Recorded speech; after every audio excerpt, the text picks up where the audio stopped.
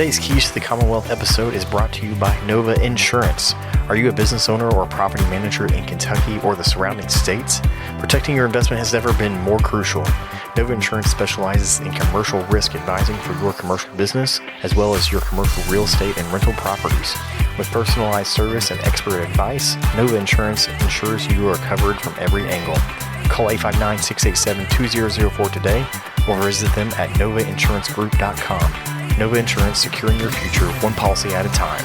Now, today's episode. Welcome back to another episode of the Keys to the Commonwealth podcast. Landry Fields excited for another episode here today. And with my longtime friend here, we're going to take a little bit of different path today, talking about brand, I think, and all that is in social media and so forth, and how that can be key to a lot of our businesses and just everything happening today. So without further ado, introduce Maria Montgomery to the episode. How are you? Hi, good. I'm happy to be here. Yeah, been a long time coming. I know. We finally made it work. You're guest number uno in the new studio. I am honored. So, it looks so good. Yeah, so we're I'm impressed. For those who may not know, we took a little bit of a hiatus over the holidays as we have a brand new studio. So super stoked about this. So if those are listening online, go check us out on the social media side of things. You can kind of see what that looks like or on YouTube. But it looks so good. Yeah. I'll give you a lot of props here. The production quality is high. Like I said, I'm very particular about certain things.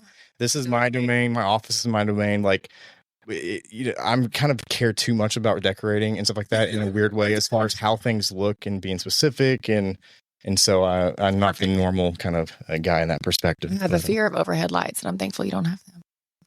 Oh, hanging overhead lights? Just like actual, I'm being sarcastic, but like when people come in, you just have overhead lights, and it creates terrible shadows on your face, and everyone looks terrible. And girls will come to me and they'll be like, "Why do I hate this photo?" I'm like, "It's just lighting. It's not you. It's the lighting. Put a light in front of your face, like these wonderful lights you have." Yeah. So very well done. Lights and stuff like that. So yeah.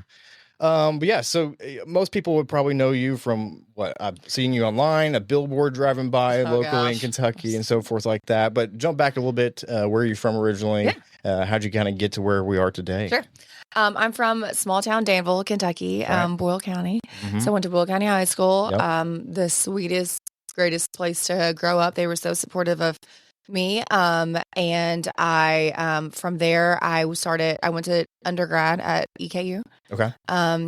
Right away, I won Miss Kentucky, USA while I was there, which was like the youngest of the window. So I was technically youngest contestant at Miss USA. Really? So my point is that. What were you, 18, 19? I was just turned 19. Okay. Yeah. So that took over my college experience, is why I bring that up. Yeah. Which was great. Very grateful. But, I feel like I wasn't fully at any college because of that. I was gone a lot. But then I did my master's degree through Western. Okay. They had a fully online program at the time, and they still do. And I was living in Miami at that time. So, so my point is, with being gone throughout undergrad and online grad school, I'm not really sure where I belong college-wise. Just didn't have the typical undergrad type of experience, obviously. Exactly. Which there's pros and cons to that, but for sure, wouldn't trade it for anything. But yes, UK fans. I feel like I've done like a tour of the state between Eastern to Western to, always being a UK fan. So, and then I lived in Chicago and, like I said, in Miami, back and forth for several years. Came back home to Kentucky, and here we are. Yeah. So had you, I assume, had always been doing pageants of sorts and things of that nature? I was not a hardcore pageant girl, actually. That world gets crazy, right? Cray. Like straight crazy. I mean, those people. Like, I've seen the little pageant thing, like an episode back in the day. If you sell your soul to it, it's not it can be hard on people. Sure. That's not what I did. I didn't start until I was like 16. And so I only competed, and the Miss USA was my last pageant I did. So there's 3 years. Yeah. So it's a very short one. Yeah, I guess 4 technically, but so it was I only did a handful, really. I started out with my home county, Miss Boyle County. I wanted it so bad. Could not win for my life. I was first runner-up over and over again. And I have a coaching business now where I help girls with interview skills and stage presence and things. And I always like to tell them that story because I could not win. I was first runner-up, I think, 4 times between teen and miss. And it wasn't until I was going to an interview and literally spilled lip gloss like all down my shirt that I finally won. And I attribute it to being able to go in there and finally be myself. So I no longer was able to be perfect. I no longer had to be this robot that I thought I had to be. And I walked in and I was like, Hey, I'm Maria, the clumsiest person ever. Like, what do you want to talk about? Yeah. And anyways, that's when my career essentially took off because I won that title, which took you to a state pageant in Kentucky. It's called Miss Kentucky County Fair. And that's when all the county fair title holders compete. So you have to have that to get to go. Is that at the state fair? It's at the Galt House. It sounds more redneck than it is. It's really, really nice. So there's 93 girls from all the different counties. And I was beyond shocked to win that because I was really people called me a no name. Like they were not thrilled because these girls go every year to compete. So I carried over I'm just going to be authentic here. The lip gloss moment. And so then from there, I won another state pageant, and that took me to the technical Miss Kentucky that December, Miss Kentucky USA, which took me to Miss USA the following April. At the time, owned by Donald Trump and NBC, and at that is where in Vegas for 2.5 weeks is where I placed in the top 5, and that started the modeling and TV career, which is I'm beyond shocked and grateful to still be doing 16 years later. Yeah. So whirlwind of a scenario there, and in that capacity, and some things I definitely want to dive into in that sense. So you ended up coming back, you went to got your master's. What did you get your master's in? Speech language pathology. Really? Okay. Yeah, I don't use it. I mean, do really any of us use a lot of stuff? You know, think about that makes me feel better. But it's fabulous. World speech paths, I feel like mostly love their jobs. I loved working with kids while I was getting my degrees. But thankfully, this world has not stopped. And I feel like the interpersonal skills and the creative mindset that I've become accustomed to and working for myself would be really hard to give up at this point. I can attest, but we're always trying to figure. And I pivoted, like we talked about. Had a bit, and I don't think most people know, had a bit of a music background. So I'm grateful that didn't take off near as well as yours did, because now with kids, that would have been a whole lot of a harder life on the road and so forth. But as far as that, let's try and kind of talk about how you probably kind of had to reinvent yourself a little bit.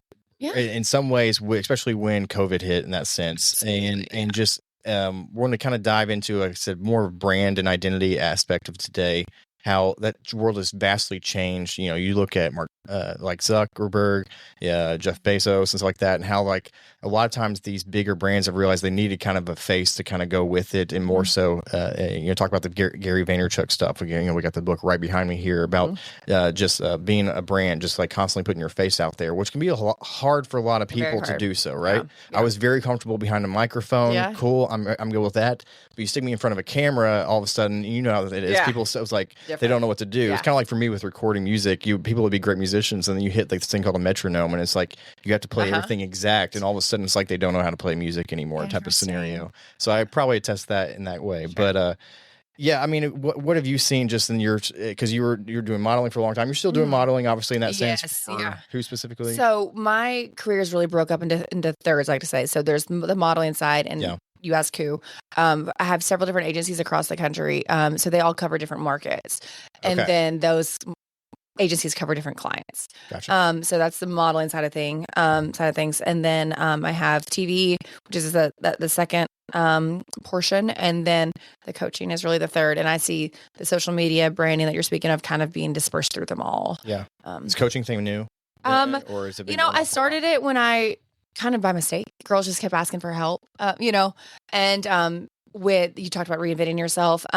It existed pre-COVID, but after COVID, whenever I was forced to be here more and not on the road as much, in my world, everything stopped. Because all my work required travel. At that point, I had maybe 2 Kentucky clients that were monthly commercials I do. Yeah. For 10 years, I had no Kentucky clients. A lot of people didn't know. Like a lot of people think I'm just now kind of starting, but a lot existed before I moved. Well, it kind of proves the concept of sometimes going deeper into niches type of scenario, and sometimes if you're trying to just do so broad, very few can even obtain that. But then you're like, hey, I'm just going to focus in on the Kentucky side of things because like here's where I'm at. I've got to be here. Yeah. The world, the health stuff within the world kind of changed, and so then it probably just exploded once you kind of really were able to kind of focus that. It was a blessing in disguise for sure. Being here, I was more available to meet with girls face to face. A lot of what I do is virtual. Like yesterday, I coached a girl for one in Missouri, one in Illinois, doing those state pageants coming up. But it did help me be more available.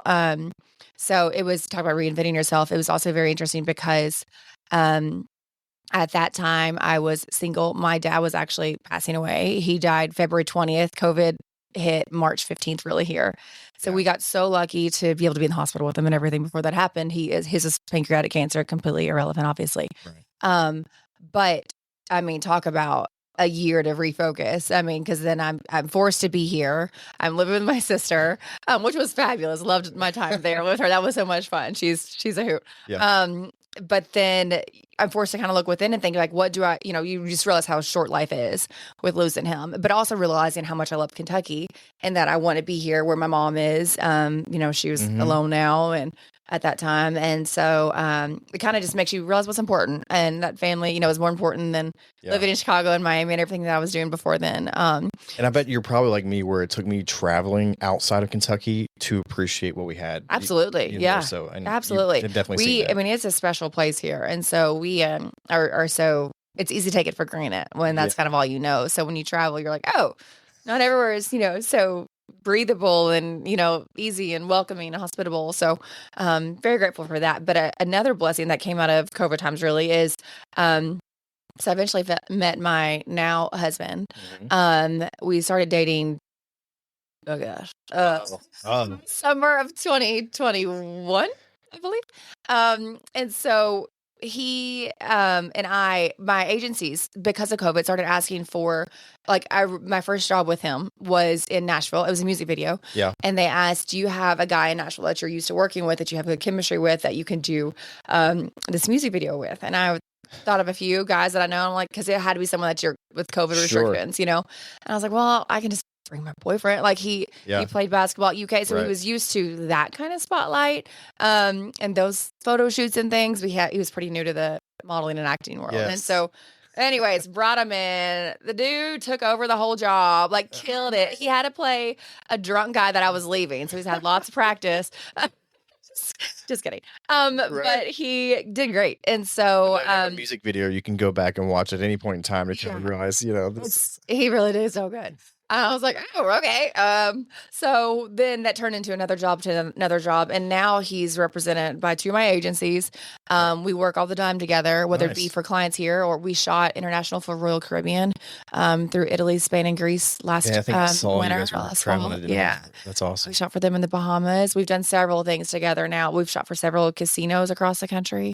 We do a lot with resorts and traveling and things. And that's which is probably nice because it's you get to go take a vacation and come back home. Exactly. Well, the Europe trip was right after our wedding. Everyone was like, oh, you get a free honeymoon. I'm like, well, I wouldn't go that far. It was lovely 2.5 weeks, but I'm talking 4 a.m. makeup calls, It's that's the part people don't see. They think it looks, with me in the music side of things, it's it was such a grind. And so such a it's grind, you get to see this small glimpse of the peak and pinnacle of somebody's with the sports or modeling or acting or music or something like that on those types of art scales, but the grind that it just takes behind the scenes. I've heard a lot of people say, oh, you get to play dress up for a living. And I'm like, yeah. More than that, especially the time when I'm not on set, there's so much that goes into it before I ever even step on set. So, that's neat. Yeah. So let's go back to the authentic aspect. However you first kind of won the Miss Boyle County. Yes. And I think that's an idea, especially when it comes to brand, that it's so easy to feel like we're supposed to portray something or a certain image and in anything capacity, whether it's me as the owner of a couple of different businesses and so forth like that. But realizing that it's the realness, the authentic aspect that we can if we're vulnerable enough to portray a lot of times, that really draws, I think, people in. And how do you balance that, or what have you learned in that capacity? I'm sure it's a little bit harder to consider being more of a modeling side of things where you're kind of supposed to, but you still suck people in by being authentic at the same time. Yeah. And I will say a lot of that I attribute to just the change of the market over the years. When I started out modeling, it was towards the end of an era, but in an era where they told you they would measure you all the time and tell you to do squats and tell you, lose 2 inches here and there and whatever, so thankfully it still exists, but it's not what it once was, thank goodness. Okay. And so my point is, it was all kind of leaning towards more authentic. And I have found a lot of my repetitive clients that are booked through my agencies or directly are because they like working together. So I had one time I shot for this brand, and it was just my hands, just a hand modeling job. And so when they booked me, I was like, well, this is random. Like, okay. Right. And I get there, and it's a producer that I've worked with before. I didn't know who was behind it. Okay. And he's like, we had so much fun on the set last year. He's like, I could have booked anybody. So I just, so I was just like, awesome. Like, and that just is eye-opening. And then I love, when I first lived in Miami, they were trying to get me to post my work more on social media. And that felt very show-offy. Yes. I 100% agree with you. Yeah. That was hard. Yeah. That was really hard. And social media was different then. It wasn't what it is now. But still, it took me a while to really listen to him and to that agent and start posting. And thank goodness I did. But then I just felt so much more free and so much better responses when it was just genuine. And I think the way people, my goal now is to not be perfect.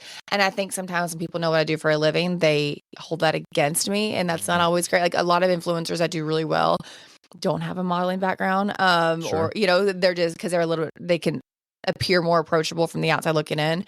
And so I try pretty hard to be approachable and real because that's who I am. Like, obviously, that is the reality of it. I'm small town girl that's far from perfect. Yeah. That's right.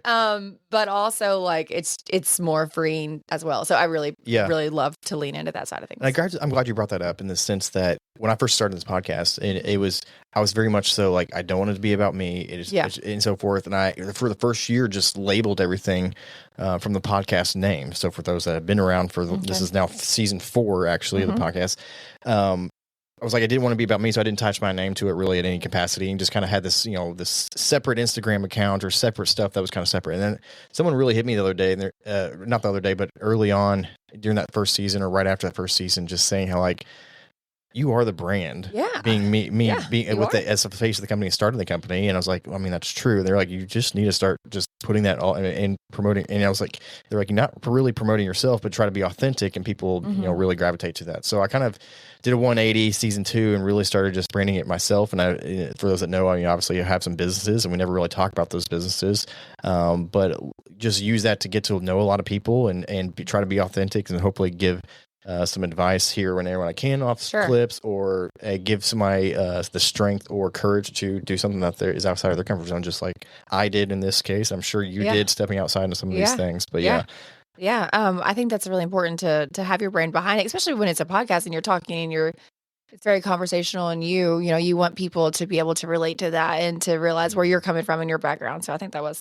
And sometimes podcasts, as you know, the conversation part where you can't really truly just glamorize or take, you could, I guess you can, in theory, could do some of these things, but if it's just a conversation, that's really as authentic as it gets, right? Yeah. And so that's really why I like doing it. I had to get over that fear, and was like, let's just turn the camera on, and I got to get over this. And that's, I mean, to get over that is hard. I have a friend that she just says, count from 5 to 1 and get out of your head and just do it. Like, there's so many times I want to post this or that on social media, and you think about it. If I think about it too much, I won't do it. Yeah. And if you just do it and don't care, then that's usually the things that go out with the reels and things that I overproduce and spend hours and hours editing on. Those are the ones that don't do anything. And then the ones that are nothing on accident, what do well. So that's just another, point of the authenticity, I guess, that people want. But it's hard to keep putting yourself out there. And in my role, I do several castings a week. My agency send me a lot. Another benefit of COVID, you can do those from home now. They're all self-tapes. They used to have to drive places to do them. Probably less awkward, so you can just do it in your in front of people now. It is less awkward. And you can watch it back, and which is good and bad. I'll do it. I'll spend 3 hours, and then I'm like, this is just going to be terrible. So there's pros and cons. If you're live in person, then you're you get your one take and that's it. But anyways, those are the definition of awkward. So awkward a lot of times. I did one last week for another casino, and it's pretend to be winning money, and just I'm in my little casting room. I'm just like, this is so.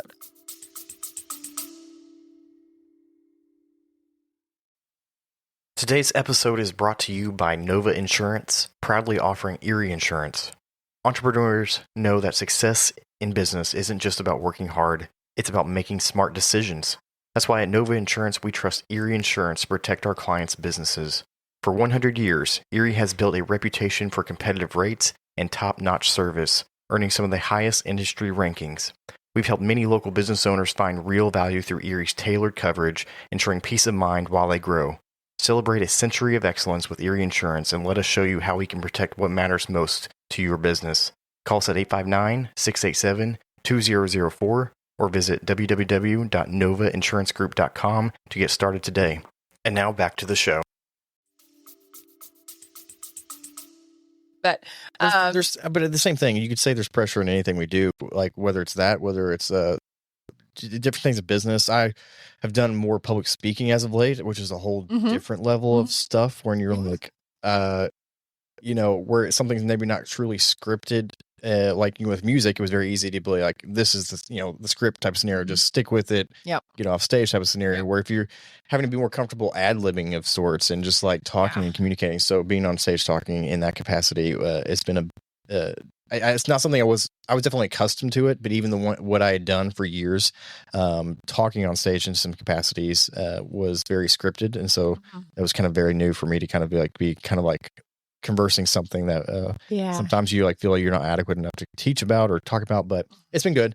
And so, back to, I want to talk about the social media aspect and how that's kind of really maybe changed when you kind of said, hey, I want to start putting myself out there like that, like kind of like I did in that respect. But back to the brand side of things within the social media. And I think we've really seen that change since COVID for sure. Yeah. Even more so.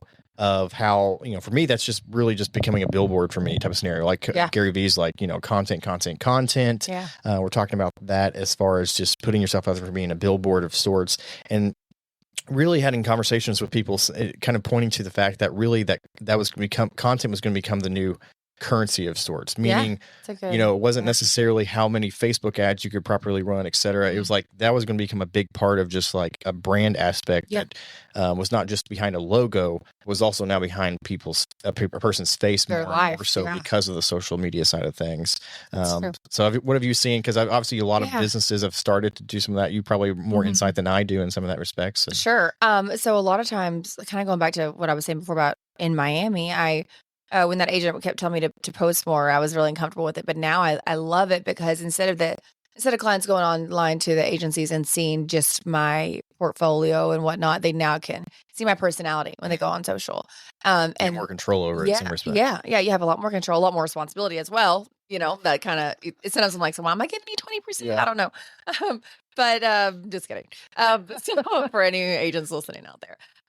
But they really push us to have it, and which is to me is also a struggle because I'm trying to fit 3 different avenues. So if I post, I rarely post like just straight modeling stuff anymore, because they can see that on the agency side if they want to. But then people be like, oh, so you're not modeling more as much anymore. I'm like, that's still like my bread and butter. Did you click the link? Yeah, I know exactly. So, but on those agencies' websites, they will have a link to our social now, which is a drastic change. When I first started modeling, those profiles and those agency websites were private. You couldn't even see the models until you were like a client. Yeah, wild. Big change. So, but yeah, and then so that with the like you said, the brand development. I mean, think about how many people open social media, post a magazine, or even see TV commercials. So that's kind of the place I try to put everything, so that at the meeting I had earlier today was for one of my ongoing clients. They shoot out of Pennsylvania, and we have do these national commercials, and they were just talking about the difference of wanting to push social more for me because they see that's a good fit for what they think I do with the short form type of stuff. So, but they've seen that because of what I've posted. Yeah. So it's just constant self-promotion, which is hard. My list of things and ideas for social media to edit and to create is extensive on my phone. It's a daily reminder. It's so frustrating because I'm the kind of person that the kind of self-employed person that I have these endless ideas, and it's not just an idea for me. It's a to-do list thing. So then I just drown in my to-do list. Yes. And just never will ever have that to zero.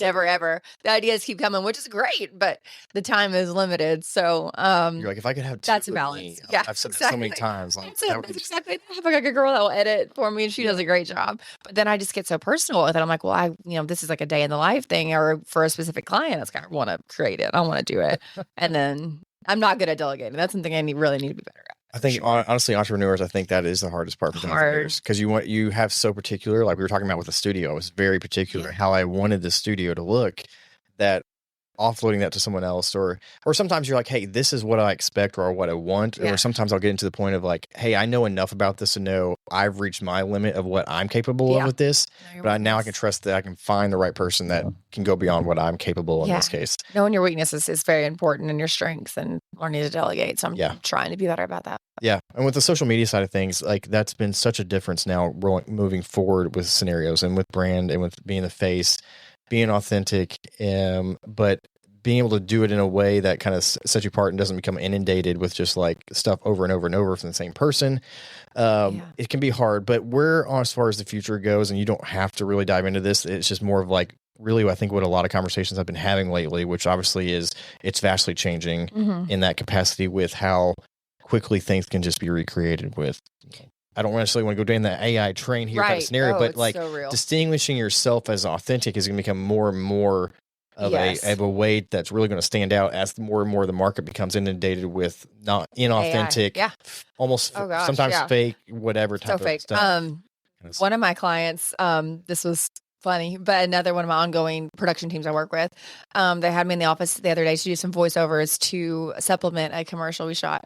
And they played something for me. They're like, we need you to say this line. And they played it. And it was my voice that was AI'd to say this line. And I was like, oh God, like I could lose so much, so many clients, so many jobs because of that. And so, last thing I want to do is give people ideas here, but I mean, if you shoot what they call an evergreen commercial, where I'm just saying like, welcome to whatever, or this is whatever, and then you AI my voice to say the special that's offering, then there's no need for me to come back in studio and reshoot these, deals, or whether it be for a car dealership or whatever. That is doing that. This, which is where brand, I think, has become more and more important. Like if you establish yourself in a capacity with you are the brand of sorts, people can't just take that type of scenario. Right. I mean, that's why I think it's more and more important. Someone suggested to like pretty much like copyright your actual voice now is needed. So I was like, geez, like I never thought that day would come.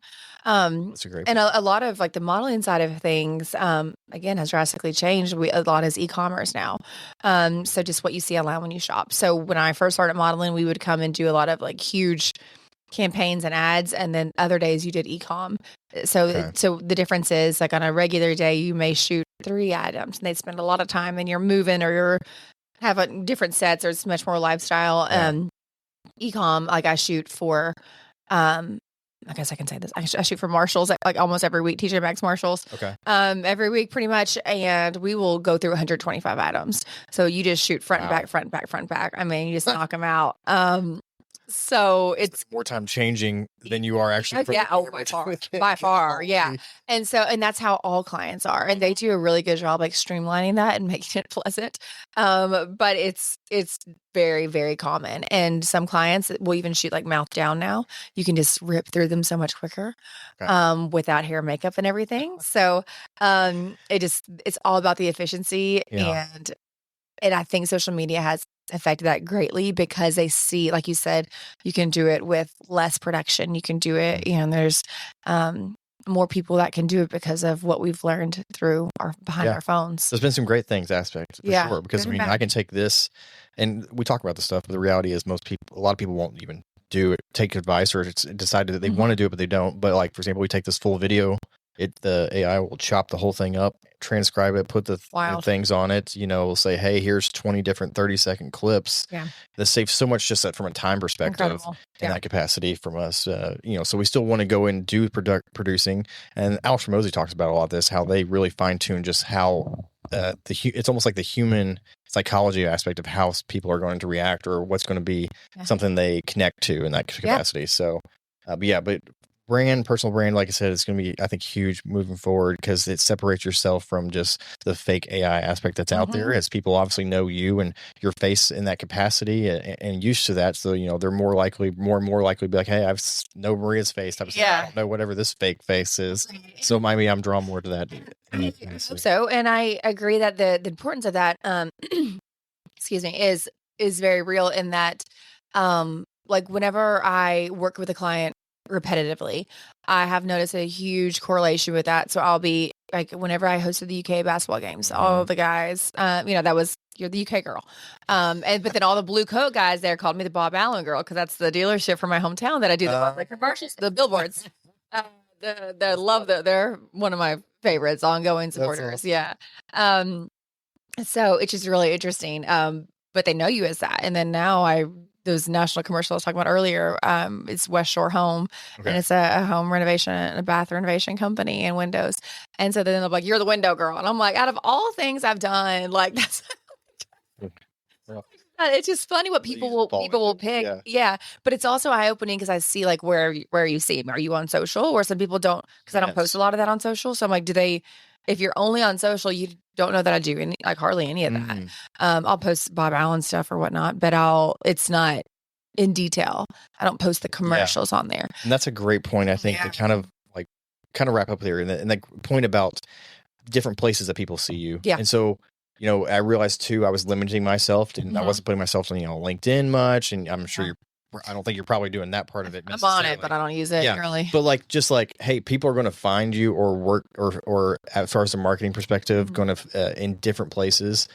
Why not just be in all those places at the same time? So, whether it's YouTube, whether it's Instagram, Facebook, can we talk about the surprising comeback that had? I know. X, YouTube, LinkedIn, et cetera, and so forth. So that's what we try to do. And I think that from a brand perspective for businesses or something like that, it's important to be everywhere that you can be, and not just limit to yourself, because people are going to find you through different avenues. So why limit yourself? Especially when you can repurpose different content or things across them. So I think you're just selling yourself short in that capacity. I agree. You have to be findable. And a lot of people think like, I don't post on TikTok or Instagram or whatever. I'm like, it's not really about that. Just it used to be findable. Yes. And so then send them to a website. Like it just has to have a different avenue for different people and their preferences and things. So I think that's a great piece of advice to give, for sure. And the reality is, and I'm not going to use this clip in particular, which is if people see your face constantly like a billboard, I don't care if they watch the content at all. It's just the fact that I'm seeing my face constantly as they're scrolling or whatnot. The brand recognition is really just the brand aspect. So very important.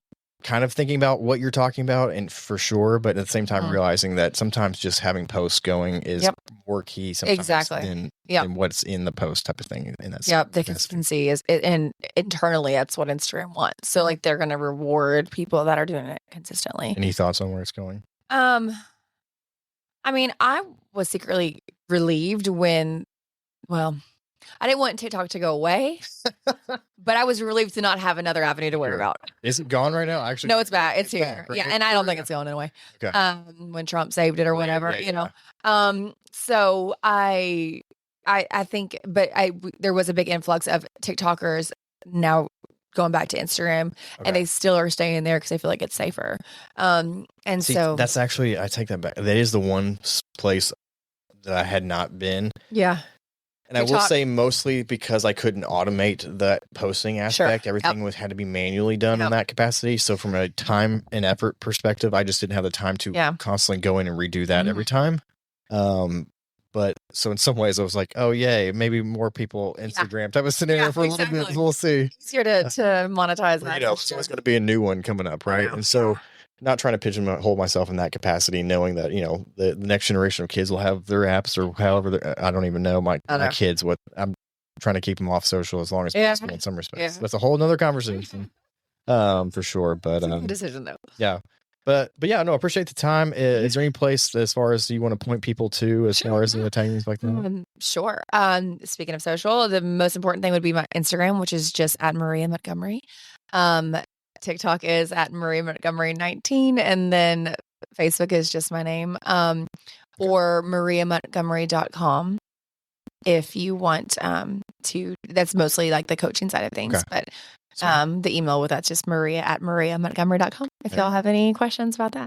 Perfect. Well, Maria, appreciate your time, and we'll see everybody back on another episode here in a couple of weeks of the Keys to the Commonwealth podcast. Appreciate it. Thanks. To learn more about this podcast, visit our page at keystothecommonwealth.com. To connect with Landry regarding insuring your investment portfolio, email landry@novainsuranceGroup.com or call 859-687-2004.